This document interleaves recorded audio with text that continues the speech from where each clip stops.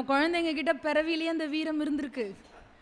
நீங்கள் பெரியவங்களா இருக்கலாம் சார், வயதில் மூத்தவராக இருக்கலாம், பெரிய பாகவதோத்தமராக இருக்கலாம், அதுக்காக நான் கட்டின கோவிலை இடிச்சுட்டு போகிறதுக்கு உங்களுக்கு உரிமை கிடையாது.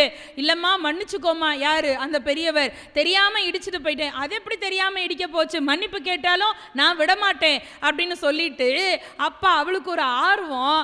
இப்போ நீங்கள் இடித்ததுக்கு பதிலியா நான் என்னமாவது செய்யணும் சொல்லுமா அப்படிங்கிறார். அப்போ அவ சொன்னா, உங்கள் கையில் இருக்கிற தம்புராவை மீட்டிக்கிட்டே தானே ஆகாயத்தை பார்த்துக்கிட்டே போனீங்கல்ல, அந்த தம்புராவை என்கிட்ட கொடுத்துட்டு போங்க. இந்த பெரியவர் சிரிச்சுட்டு, நிஜமாவா உனக்கு வேணுமா? ஆமாம் எனக்கு வேணும் கொடுங்க அப்படின்னா அவரும் சிரித்து கொண்டே அந்த தம்புராவை கொடுத்து விட்டார். கொடுத்த உடனே இவளுக்கு அதை எப்படி பிடிக்கிறதுன்னு தெரியல. சின்ன குழந்தை தானே, தலைகீழாக பிடிக்கிறா. இப்படி பிடிக்கிறதா அப்படி பிடிக்கிறதா, அதை எப்படி இவன் இப்படி இப்படி மீட்டி பார்க்குறா, சத்தமே வரல. அந்த பெரியவர் பார்த்துட்டே சிரிச்சுட்டே, என்னம்மா அப்படின்னு, எனக்கு இதை எப்படி வாசிக்கிறதுன்னு தெரியலையே அப்படின்னா பால்மனம் மாறாத அந்த குழந்தை. பெரியவர் உடனே, அவ்வளவுதானே, இதை எப்படி மீட்டுறதுன்னு நான் சொல்லிக் கொடுக்குறேன்னு சொல்லி அந்த தம்புராவை எப்படி மீட்ட வேண்டும் என்று அவளுக்கு கற்றுக் கொடுக்குறார். கற்றுக் கொடுக்குற போது ஓம் நமோ நாராயணாய என்கின்ற அஷ்டாட்சர மந்திரத்தை உபதேசிக்கின்றார். பகவானுடைய கிருபை இருந்தால் எந்த வயதிலேயும் அந்த பிள்ளைக்கு உபதேசம் பெறணுங்கிற எண்ணம் கிடையாது. அப்படின்னா என்னன்னே தெரியாது, உபதேசம் பெற்றுத்தான் மந்திர உபாசனை செய்யணுங்கிறதெல்லாம் தெரியாது. எதுவுமே தெரியாமல் விளையாட்டு போல் இருக்கிற நேரத்தில் கூட எங்கேயோ வழியிலே போய்கொண்டிருந்த ஒரு பாகவதர் தானாக வந்து இருந்து அவளுக்கு உபதேசத்தை நல்குகிறார். அதை கேட்ட உடனே அவளுக்கு அவ்வளோ சந்தோஷம். அப்படியா, இந்த நாமத்தை சொல்லும் போது எனக்குள்ள என்னமோ ஒன்று பண்ணுதே, அவ்வளவுதான், நீ அதை தினம் உச்சாடனம் பண்ணிக்கொண்டே இரு, நான் போய் வருகிறேன்னு அவர் எந்திரிச்சாரு. இவளுக்கு கொஞ்ச நேரத்துக்குள்ளேயே அவரை பிரிய மனசு இல்லை. நீங்கள் என்னை விட்டு அதுக்குள்ளே போறீங்களே, சின்ன குழந்தை தானே, நீங்கள் அதுக்குள்ளே என்னை விட்டு போறீங்களேன்னு கையை பிடிச்சிட்டு கண்ணில் தண்ணீர் வச்சுட்டா. அப்போ அவர் சொன்னார், இல்லை இல்லை நான் சீக்கிரமாக வர்றேன், கொஞ்சம் நாளில் வர்றேன் அப்படின்னு. எப்போ வருவீங்கன்னு இப்போவே சொல்லுங்க. நம்ம விட்டு பாண்டுக வம்பு பண்ணுங்க பாருங்க, அது மாதிரி எப்போ வருவீங்கன்னு இப்போவே சொல்லுங்க அப்படின்னா. அப்போ அவர் சொன்னார், 5 மாதத்திற்குள்ளே நான் திரும்ப வருகிறேன். 5 மாதத்துமாகுமா, அது வரைக்கும் எப்படி நான் உங்களை பார்க்காம இருக்கணும்? சரிம்மா 5-6 நாளில் வர்றேன் அப்படின்னு சும்மா ஒரு சமாதானமாக சொல்லிவிட்டு பெரியவர் போகின்றார். இந்த பெண் அந்த அஷ்டாட்சர மந்திரத்தையே தினம் உச்சாடனம் செய்து கொண்டு தினம் வளர்ந்து கொண்டே இருக்கின்றாள். அவர் ஒரு சில நாட்களிலே வருகிறேன் என்று சொல்லிவிட்டு போனவர் பிறகு வரவே இல்லை. சக்குபாய் பருவம் அடைகின்றாள். அவளுக்கு திருமணம் செய்து வைப்பதற்கு ஏற்பாடாகின்றது.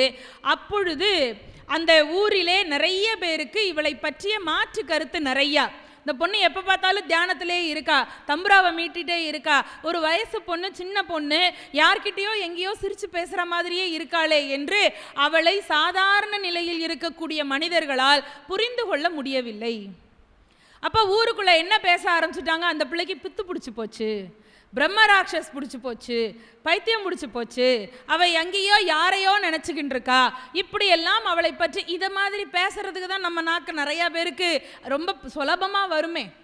இந்த பொண்ணு சாதாரணமானவ கிடையாது, இவளையெல்லாம் கட்டி வாழ போகிறவன் பாவம், யாருன்னே தெரியாதவனை பற்றியெல்லாம் பரிதாபப்படுவாங்க. இப்படி ஊருக்குள்ள பேச்சு வந்தது. ஆனால் வெளியூரிலே இருந்து வந்த சிந்து தேசத்துக்கு பக்கத்தில் இருக்கிற ஒரு சிற்றூரிலே இருந்து வந்தான் மித்ருராவ் என்கின்ற ஒரு இளைஞன். அவனுக்கு இவளை பார்த்த உடனேயே பிடித்து விட்டது. ரொம்ப கண்ணியமாக வந்து அவளுடைய தந்தையாரிடம் பெண் கேட்கின்றான். உங்கள் பெண்ணை பிடித்திருக்கிறது, எனக்கு கல்யாணம் பண்ணி வைக்கிறீங்களான்னு. அப்பா யோசிச்சார், பொண்ணுக்கும் வயசாகுது, உள்ளூர்லேயும் அவனோ ஒவ்வொருத்தனும் ஒவ்வொரு மாதிரி பேசுகிறான், உள்ளூர்காரன் எவனும் கட்ட மாட்டான், வெளியூர்லேருந்து வந்தவனை விட்டுறப்படாது, பிடிச்சி போற்றணும்னு பொண்ணுக்கு கல்யாணத்தை பண்ணி வைக்கிறதுக்கு முடிவு பண்ணிட்டார் அப்பா. சக்குபாய்க்கு திருமணத்தில் விருப்பமும் இல்லை, அதை எதிர்க்கும் அந்த வேண்டாம் என்று சொல்லுவதற்கான பக்குவமும் அவளுக்கு இல்லை, தைரியமும் இல்லை. அப்படி ஒரு 2 கட்டம் வயசு. திருமணம் ஆகிறது. கொஞ்ச நாட்கள் பிறந்த வீட்டில் இருந்து விட்டு கணவரோடு சேர்ந்து சிந்து தேசத்திற்கு போகின்றாள். அங்கே புகுந்த வீட்டில் போய் நல்ல பக்தியான பொண்ணு, தினம் காலையில் எழுந்து என்னென்ன பக்தியா வழிபாடு செய்யணுமோ பூஜை செய்யணுமோ எல்லாம் இல்லறத்தை மிக அருமையாக வீட்டு காரியத்தை எல்லாம் நல்லா பார்க்குறா. ஆனால் என்ன அவள்கிட்ட ஒரு சின்ன குறையாக அந்த புகுந்த வீட்டுக்காரர்கள் நினைக்கிறார்கள் என்றால், எந்திரிச்சு அப்படி பாத்திரம் கழுவிட்டே இருக்கான்னு வச்சுக்கோங்களேன். வீட்டு வேலை பார்க்கும்போது பாத்திரம் நல்லா கழுவிட்டே இருக்கும்போது அப்படியே நாராயணா நாராயணா நாராயணாங்கிற போது அப்படியே சமாதி நிலைக்கு போயிடுறான். நம்ம பல பேர் அப்படி ஆயிடுறோம். வண்டி ஓட்டிகிட்டு இருக்கிற போதே அடுத்த மாதம் இஎம்ஐயை பற்றி நினப்பு வந்துச்சுன்னு வைங்க, எதிரில் வர்றது லாரியா பஸ்ஸா ஆளா ஆடா ஒன்றும் தெரியாது. அத்தாடி ஐயோ 27 தேதி ஆயிடுச்சு, இன்னைக்கு இன்னும் 4 நாளில் மாதம் பிறக்க போகுது, வருஷம் பிறக்க போகுதுன்னு சந்தோஷப்படுறதா, அடுத்த மாதம் பிறக்க போகுதே தவணை கட்டணுமேனு கவலைப்படுறதான்னு தெரியாது நமக்கு. 1ஆம் தேதி அன்னைக்கு யாராவது கேக்கு கொண்டு வந்து கொடுத்தா இனிப்பாக சாப்பிட்ற மாதிரி நமக்கு இதுக்கு இந்த பக்கம் முழுங்கும் போதே ஜனவரி பிறந்துருச்சா மார்ச் ஆயிடுச்சுன்னா ஐயா ஐடி ஃபைல் பண்ணணும், எல்லா கவலையும் நமக்கு வந்துருமா? இன்கமே இல்லைனாலும் டேக்ஸை ஃபைல் பண்ணி பண்ணோம், அவ்வளோ கரெக்டாக இருக்கிறோம். இவ்வளவு தாங்க நம்ம சிந்தனை. ஆனால் இந்த பொண்ணுக்கு வேலை செய்கிற போதே நாராயணனுடைய அந்த எண்ணம் வந்தது. அவளை பார்க்கிற மாமியாருக்கும் நாத்தனாருக்கும் எரிச்சலாக வந்துச்சு. சாதாரண மனிதர்களால் புரிஞ்சுக்க முடியாது இல்லையா, எரிச்சலாக வந்தது. இந்த மாதிரி அவள் பண்ணுறாளேன்னு அவள் மேலே கோபம், இந்த கோபமும் இந்த கருத்து வேறுபாடும் சண்டையாக முற்றியது. அந்த பொண்ணு மேலே நிறைய குற்றச்சாட்டு வந்தது. சரியாக கணவரோடு ஒழுங்காக சந்தோஷமாக இருக்கிறதில்ல, வீட்டு வேலைகளில் கவனம் இல்லை அப்படின்னெல்லாம். இந்த குற்றச்சாட்டு சண்டையாக மாறி சச்சரவாக மாறி ஒரு கட்டத்தில் கணவன் அவளை அடித்து துன்புறுத்துகிற அளவுக்கு போச்சு. அவள் என்ன நினச்சா, எத்தனையோ பகவானுடைய அடியவர்கள்லாம் அடி வாங்கியிருக்காங்க, நம்ம வாங்குகிற இந்த அடியெல்லாம் பெரிய அடியா அடி அப்படின்னு மாமியாருக்கு முதுகு காட்டினான். அடிக்கிற மாமியாருக்கு இன்னும் ஆத்திரம் அதிகமாக தான் ஆச்சு. சண்டை அதிகமாகிட்டே போகுது. ஒரு கட்டத்தில் கணவன் கோவப்பட்டு வீட்டில் ஒரு இருட்டறையில் அவளை போட்டு பூட்டி போடுறான். இவளுக்கு ரொம்ப வசதியாக போச்சு. ஏன், இவ தியானத்தில் இருக்க தானே விரும்புகிறா, ஒரு அறைக்குள்ளே கொண்டு போய் போட்டாச்சு. ஆனால் இருட்டறை, சின்ன பொண்ணு, அவளுக்கு என்ன செய்யறதுன்னு தெரியல. ஆனால் அவள் மனசுக்குள்ள பாண்டுரங்கனை போய் தரிசிக்க வேண்டும் என்கின்ற ஆசை மட்டும் கொழுந்து விட்டு எரிந்து கொண்டே இருந்தது. அந்த அறைக்குள்ளே அவள் அழுது கொண்டே இருக்கின்றாள். அழுகிறதும் தியானத்தில் இருக்கிறதுமா மாறி மாறி அசோகவனத்தில் சீதாதேவி இருந்த மாதிரி இருக்காங்க. சில நாட்கள் ஆனது. அப்போ அவளுக்கு தோன்றியது, நம்ம வாட்டுக்கு விளையாட்டு பிள்ளையாக மண்ணை கூட்டி விளையாடிக்கிட்டு இருந்தோம், இந்த போன பெரியவர் தானே கூப்பிட்டு வச்சு நாராயண மந்திரத்தை நமக்கு காதில் சொல்லிட்டு போனார், இந்த வரேன்ட்டு போன மனுஷனை இன்னும் காணும் பாரு இத்தனை வருஷம்னு அவர் நினைத்து கொண்டே இருந்தாள். அங்கே ஒரு சின்ன ஜன்னல் லேசாக அப்படி திறந்தது. அந்த ஜன்னல் வழியாக அந்த பெரியவர் குழந்தாய் என்று அழைத்தார். இவர் நினச்ச ஒன்று அங்கே வந்தாருங்க. இவளுக்கு பார்த்தோன்னா பொங்கிடுச்சு அழுக. 5 நாளில் வரேன்ட்டு போன ஆளா நீங்கள், இத்தனை வருஷம் என்னை எப்படி விட்டுட்டீங்களேன்னு சண்டைக்கு நின்னான்.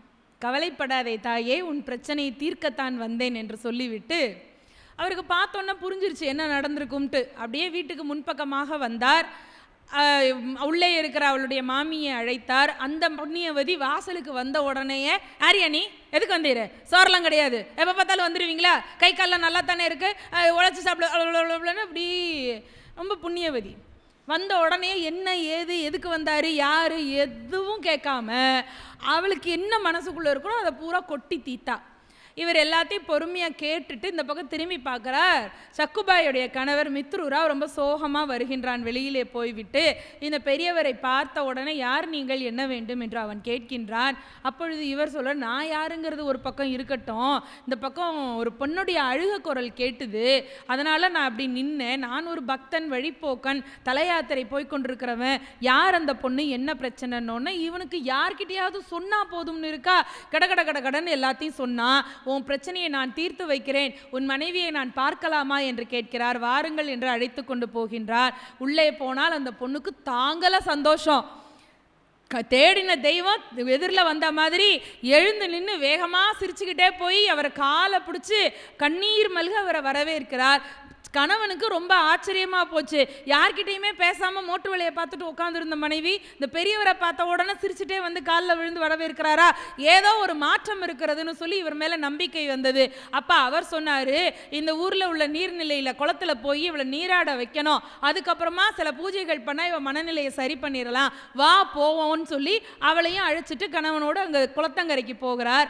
அங்க போன உடனே கோயில்ல பூஜைக்கு ஏற்பாடு பண்ணிட்டு வான்னு அவனை சொல்லிட்டு அப்ப இவளை குளத்தங்கரையில உட்கார வைத்து இவர் அறிவுரை சொல்லுகிறார். மகளே, இறை சிந்தனை என்பது நமக்கு உயர்ந்த சிந்தனை தான்.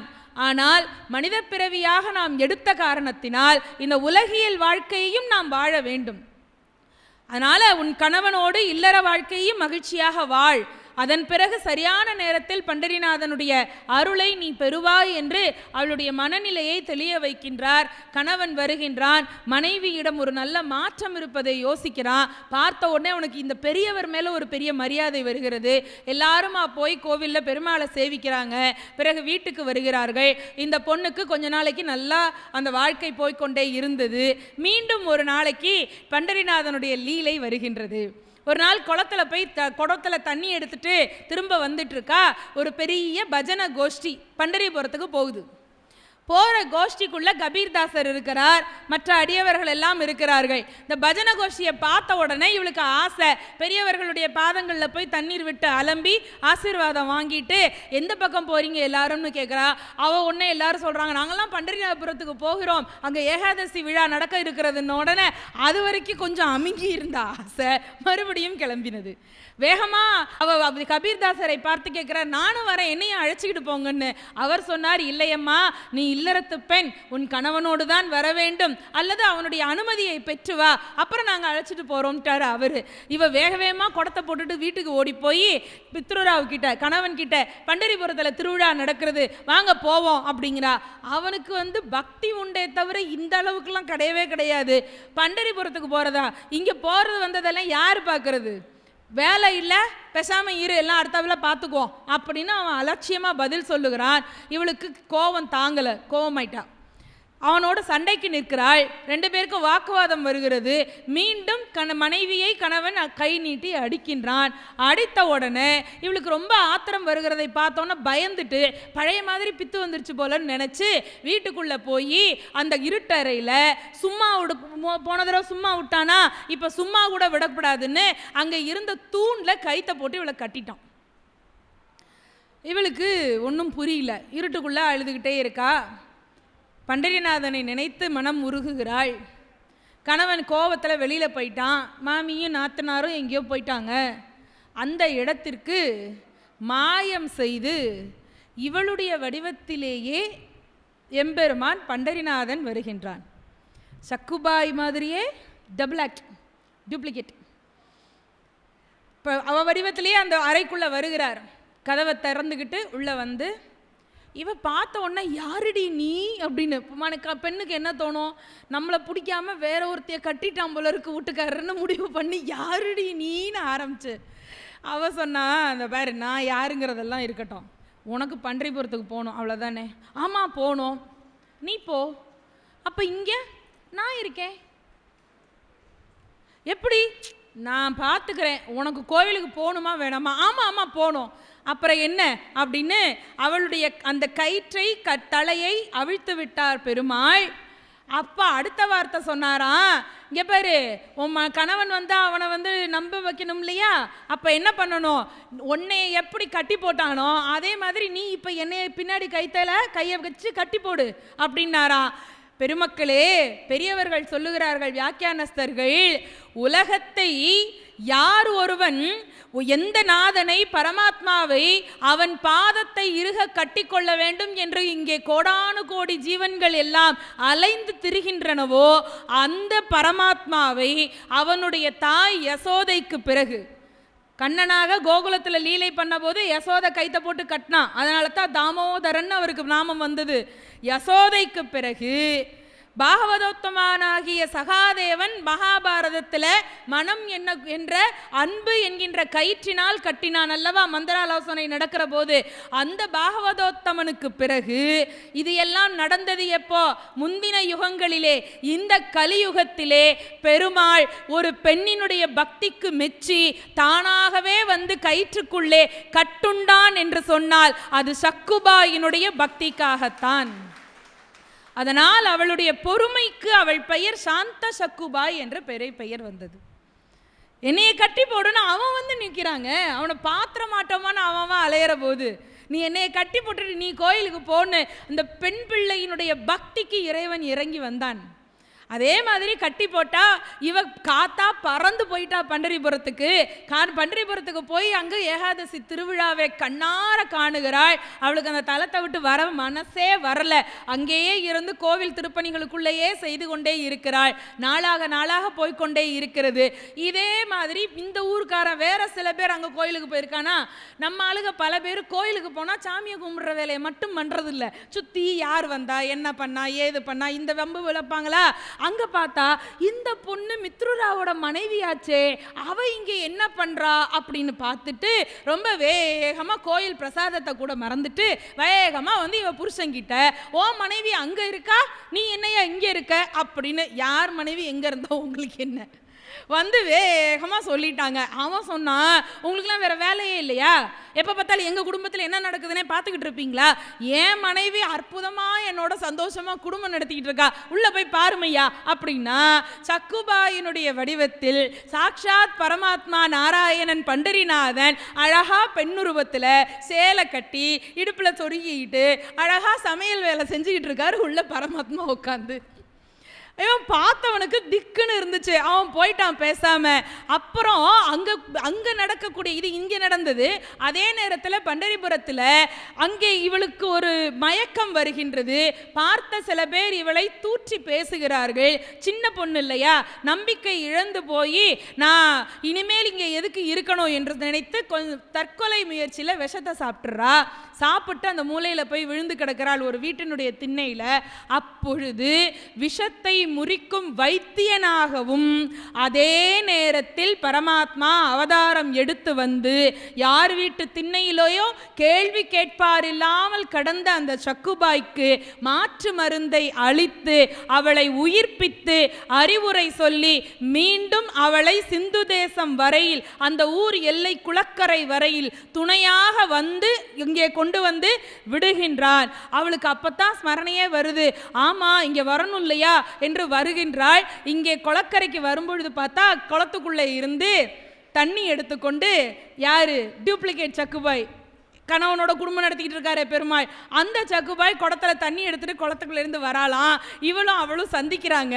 அப்ப பெருமாள் கேட்கிறாராம், ஆமா இந்தா போய் பண்டரிநாதனை பார்த்துட்டு வரேன்ட்டு போனவ பல நாள் நீ பாட்டுக்கு அங்க இருந்துட்ட, இங்க உன் புருஷன்ட்ட நான் படாத பாடு பட்டுக்கிட்டு இருக்கேன், எப்ப நம்ம வேஷத்தை மறுபடியும் எக்ஸ்சேஞ்ச் பண்றது, அதெல்லாம் டயலாக் இருந்திருக்காது, நானா சொல்கிறேன். எப்போ நம்ம மறுபடியும் அவங்கவுங்க இடத்துக்கு போகிறது, என்ன விளையாடுறியா நீனு கோவித்து கொள்ளும்போது போல பாவனை செய்கின்றார்.